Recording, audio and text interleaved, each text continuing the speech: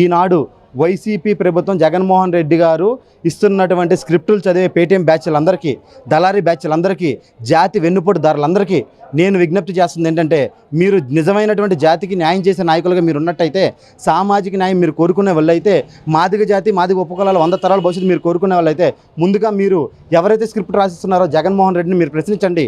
మీరు మా జాతి భవిష్యత్తు లక్ష్యానికి మీరు సానుకూలం అయితే మీరు వర్గీకరణకు మద్దతు కాదు తెలపండి. మీరు మద్దతు అంటే మేము అంట నడుపుతామని ఆయనతో మాట్లాడండి.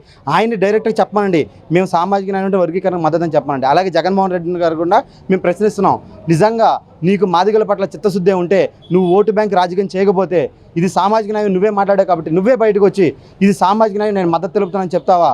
లేదు ఇది సామాజిక న్యాయం కాదు నేను మద్దతు తెలుపుతాను, ఏదైనా డైరెక్ట్గా వచ్చి నువ్వే మాత్రం మాట్లాడాలి.